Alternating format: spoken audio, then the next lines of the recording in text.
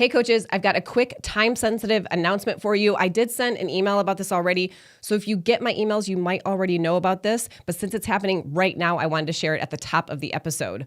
One of my specialty toolkits is titled the 90-Day Financial Coaching Program that gets your clients results.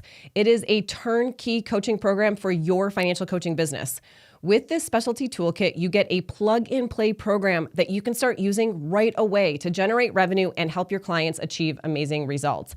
It's like having your own lucky charm for success.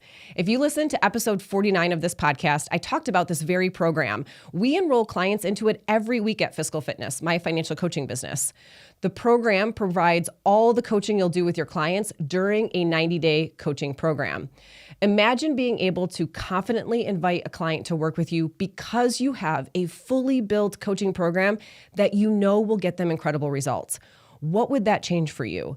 What would that do for your business?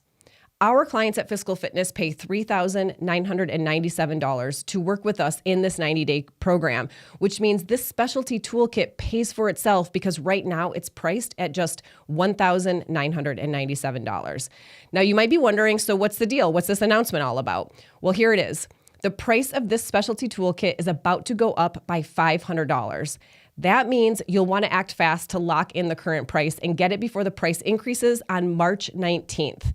Coaches are using my 90-day financial coaching program to add and enroll new clients all the time and with incredible results. There are testimonials and reviews posted voluntarily by coaches every single week in our online community. I have no doubt of the value of this program because I enroll my own clients into it and see the results they get on a regular basis. With the price increasing on March 19th, I want to make you aware of it so you can save money and get instant access to all of the valuable resources and tools that come with the program. And the sooner you get it, the sooner you can get your next client enrolled and begin making your money back. Enrolling clients is so much easier when you have a fully built program to invite them into. You'll see exactly what a 90-day coaching program looks like as you work with your clients. The specific topics are laid out in a week-by-week, session-by-session format for you to follow. The main objectives of each session are provided in each simple-to-read and reference lesson. And then every concept inside of those sessions is methodically taught to you from a coaching philosophy. And you're provided with the handouts needed to drive that concept home for your clients. So why wait? Go to financialcoachingtoolkit.com before the end of the day on March 18th and grab your 90-day financial coaching program that gets your clients results before the price goes up on the 19th. Trust me, this is an investment in yourself and your future that you won't regret. All right, that's it for now, Coach. Thanks for tuning into today's episode. It's going to be a good one. I'm ahead of the game. Hi, I'm Kel Siddiqui, the CEO of the Financial Coach Academy and my financial coaching business, Fiscal Fitness Phoenix. My coaching journey began more than a decade ago with me helping people for free from my dining room table. What was once a little business of mine has grown into a 7-figure company that employs a team of people. My goal is simple, to help you fall more and more in love with financial coaching. I believe financial coaching is the most rewarding way to make a living.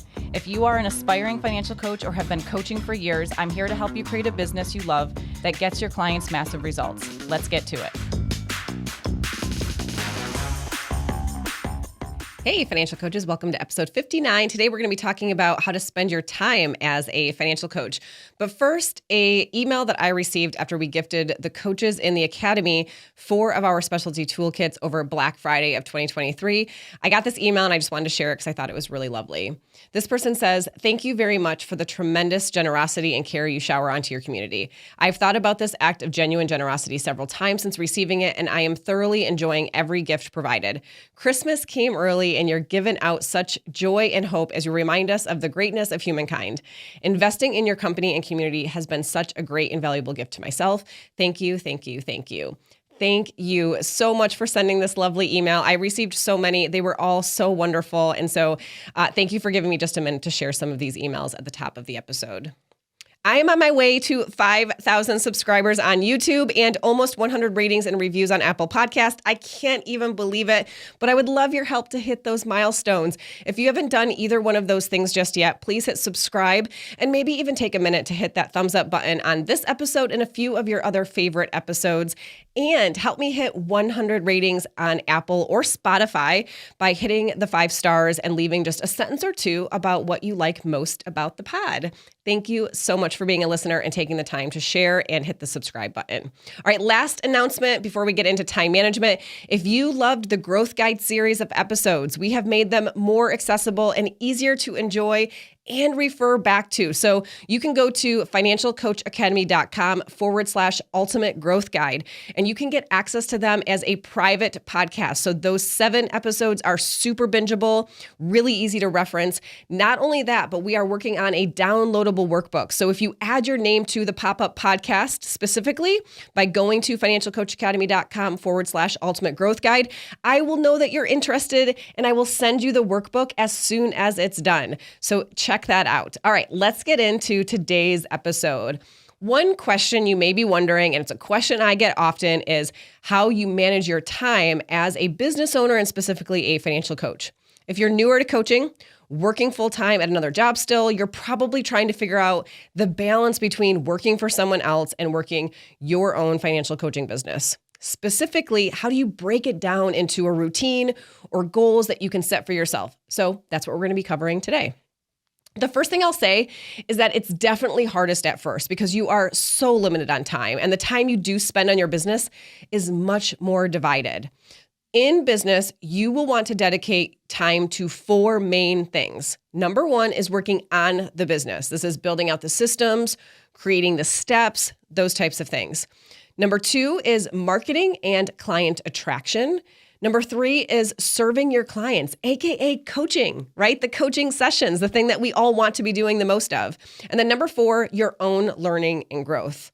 When you're first starting out, the one thing you might not have a lot of is number 3, right? The actual coaching clients part. But of course, that's the one that you ultimately want to be doing the most of. So what you're going to do is you're going to be spending your time doing 1, 2, and 4 in order to spend more time in 3. Keep that in mind. The focus, the emphasis, the desire is all about spending most of your time in category 3, which is the coaching clients, getting people results part, right? So when we are spending time in 1, 2, and 4, our focus is so that we can get more clients and be supporting more clients. A good benchmark to shoot for when you're first launching is the following: 50% marketing and client attraction activities. This is having conversations. You can check out the various episodes on having conversations, networking, BNI, establishing referral partners, and social media. I'll share some of those episodes, a breakdown in just a little bit. 25%, you want to be working on the business. So that's creating your contracts, building your scheduling software out, tinkering with your website, right? And then the last 25% is learning and growing for yourself. This might look like going through the Financial Coach Academy for some of you, but it could also be listening to this podcast, hey, or reading a book or taking a class of some sort. A little caveat here for those who are enrolled in the Financial Coach Academy: each module of the Academy has a specific rubric that goes along with it. This rubric is actually broken up into 4 specific lessons: learn, design, build, and finesse. 4 specific sections: learn, design, build, and finesse. And we built it this way because I was actually trying to have you divide your time between these 4 segments simply by going through the course.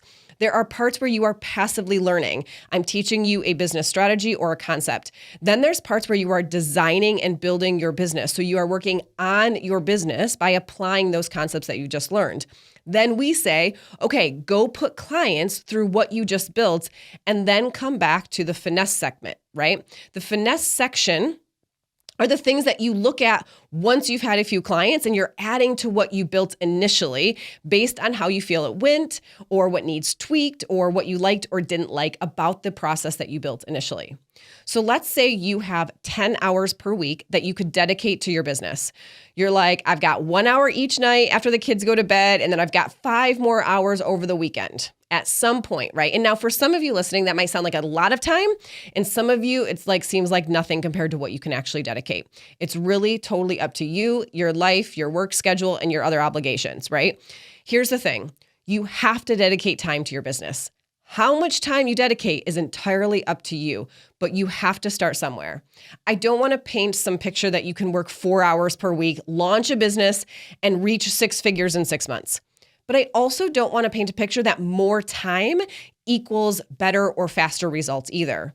Whether you have 4 hours per week or 24 hours per week, I want you to focus on the quality of those hours. 4 hours per week spent strategically, productively, intentionally is more powerful than the person who spends 24 hours per week dilly-dallying, scrolling Instagram, and telling themselves they're doing market research by doing that. They're tinkering with their website for hours upon hours or reading yet another book about personal finance, but not actually applying anything they're learning or designing or, to building out their business, okay? Doing anything is better than doing nothing. But doing something strategically is better than doing anything. All right, a little bit of a soapbox there, but let's get back to those 10 hours each week that you might have as an example.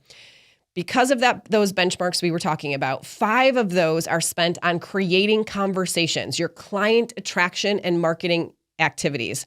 Now, if you're not sure what those activities should be, here are a number of episodes that you could check out. You can go to episode 9, How Do I Get Clients? Episode 25, The Trust Triad. Episode 28, Why Aren't You Getting More Clients? Episode 34, How to Talk About What You Do as a Financial Coach. Episode 43, How to Get More Clients from Social Media. Episode 44, Your Why Story. Episode 52, How to Create Content and Conversations. Episode 53, How to Get Clients from BNI. And then episode 56, Using YouTube to Get Clients. All right, so lots of resources there available for you. Now, the other 2.5 hours would then be spent learning and growing. So those are listening to the podcast that I just mentioned would happen in these 2.5 hours.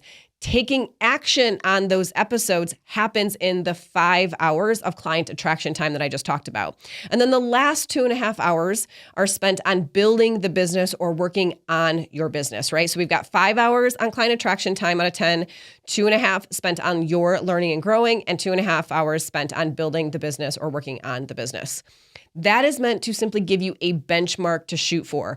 Of course, some weeks will be split slightly differently, but hopefully that helps you to avoid some of the traps that I see that are way too common. So here are a few of those. Number 1, spending too much time learning and absorbing. Passively consuming information and knowledge, but never doing anything with that new knowledge. That is trap number 1. Number 2, similar to that is where you spend all of your time learning about business or marketing or social media strategies, and not enough of your learning and growing time is spent on your actual skills as a coach. It's one of the reasons we added the toolkits to the Academy when you enroll, because if you have free time, advance your coaching skills. It is one of the best things that you can do. Advancing your skill set as a coach boosts your confidence, which translates into better marketing and conversations overall. And that is because your best form of marketing is actually getting people results. Hands down, that is what it is. You want to know the best way to boost your confidence? Getting people results. Hands down, it is the best way. You want to know one secret to business success? Delivering on your brand promise by getting people results. Hands down, right? And do you know the best way to get people's results is to become a really skilled coach, which is what the financial coaching toolkits were all about. And that's why they were designed. And then the third trap is spending too much time on the business and none on client attraction. One major sign that you are doing this or you have done it is that instead of feeling like an imposter or experiencing imposter syndrome, you've replaced that feeling with feeling like a fraud or having fraud syndrome, because you'll have all of these beautiful handouts and marketing images and all the systems set up, but you haven't actually put any clients through those things. This happens because working on the business can oftentimes feel safer than going out and talking to people, either in real life or even on social media. So you play it safe by working on the business continuously.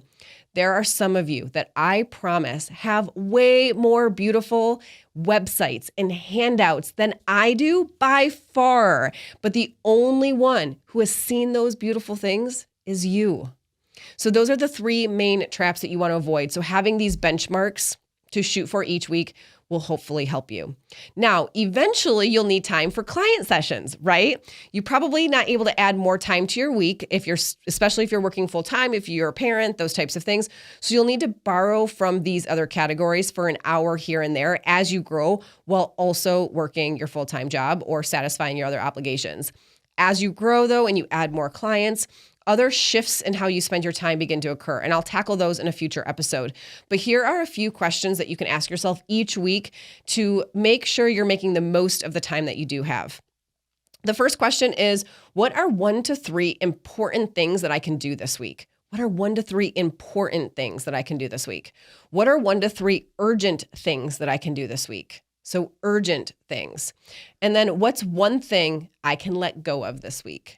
This last one is important because one thing that can happen to all of us, but especially at first, is seeing what others are doing and telling ourselves that we need to do that too.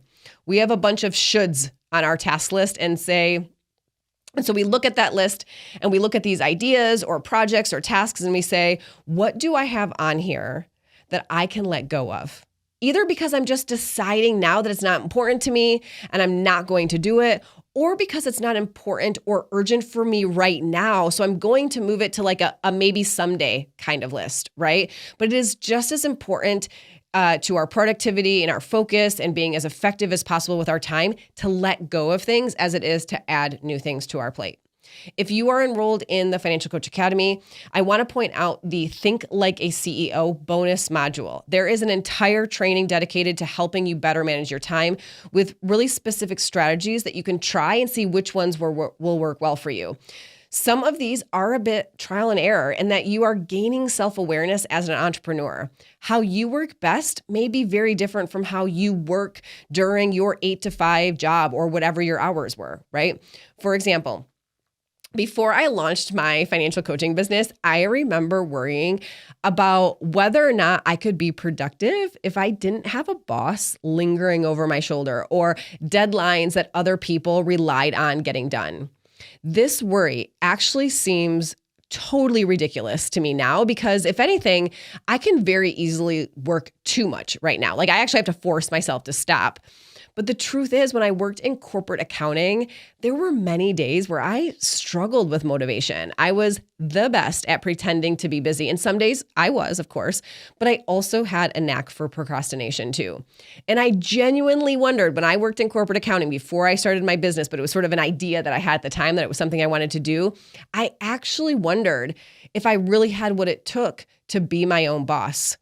And then I started my own business. And yes, some days are certainly more productive than others, but I found that it's actually so much easier to work consistently and diligently because I actually have passion for my work.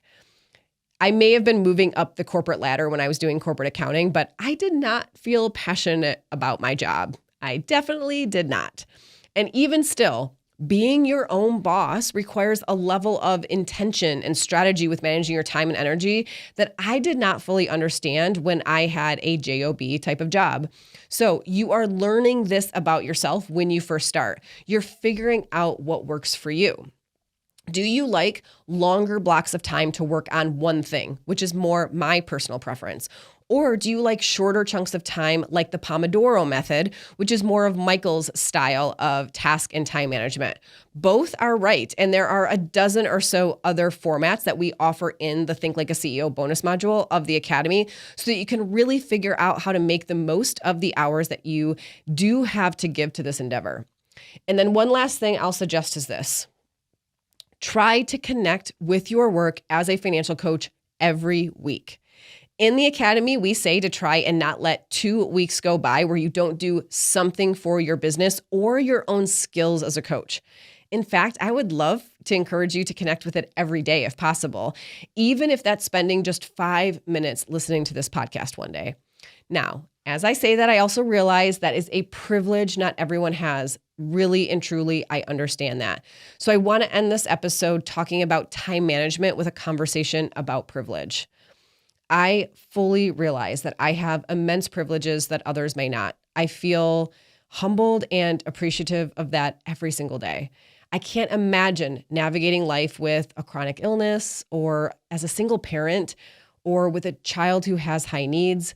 I can't imagine having a job where I have to punch in and out, or with the kind of boss who wants to approve every time off, even if you leave 10 minutes early for work one day. I also have an amazing and supportive in-laws who will take my kids for a weekend every so often so that we can go on dates, or we can relax, or we can tackle bigger home projects, which simply means that we don't feel pressure to try and squeeze those activities into a normal work week. Or those weekends that when they take the kids, I can get engrossed in a work project if I want. And I don't have to feel guilty about it because there weren't 1,000 other things that were actually needing my attention that week, right? The opportunity to work on a new business, the flexibility I have, and that others may have too, opportunity and flexibility stems from privilege. You might be listening right now and thinking like, oh, she has it so nice, or that must be nice, right? And I want to acknowledge firsthand that it is. And I know that not everybody has it this nice, so to speak. And I just want you to know that I see you and I know how hard you are working to juggle it all and simply keep it together. I know you have to sometimes fight for an ounce of progress in your business or for your other goals. And I don't often talk about my childhood all that much, but I witnessed my single mother doing her very best every day with the hand she was dealt. And her best never could have looked like what mine does today. It just simply was not her reality. I'm incredibly grateful for what I have today because I know not to take it for granted. No matter your life circumstances, I hope you're able to focus, even for brief moments, on the things that you care most about each day. I want that for you, and I'm proud of you for finding those moments for yourself and your business. In the next episode, I am actually really excited. I'm going to share one of my favorite concepts with you that I do with my clients, and I'm going to break it down step by step, as well as provide you with a downloadable spreadsheet and handout that you can use in your business with your clients. So get excited for that. But first, let's wrap up this episode with today's reflection question. Coaching is all about figuring out what you think of something and how that impacts how you feel and the actions you take. So I like to end every episode with a question for you to reflect on. The purpose is to help you gain clarity on today's topic, but it also creates the opportunity for you to share your thoughts with me. I would love to hear from you. If you are watching on YouTube, drop a comment with your answer to today's question, or you can join the conversation in our free community for financial coaches called Financial Coaches Unite. And you can find the link to that group in the show notes of this episode. Here's your question, Coach. How much time will you carve out each week to work on financial coaching? How much time will you carve out each week to work on financial coaching? I believe financial coaching is the best and most rewarding way to make a living. I truly love what I do. If you're ready to learn and see how to become a profitable, successful financial coach, check us out at financialcoachacademy.com to learn more about our online courses, free events, and our free trainings. As always, I love hearing from you. If you have any questions for the pod or to share your thoughts on the reflection question from today's episode, go to financialcoachacademy.com/podcast. And if you love this podcast, hit the thumbs up button on today's episode, subscribe, and leave us a review on Apple Podcasts. It would mean the world to me. I'll see you next week, Coach.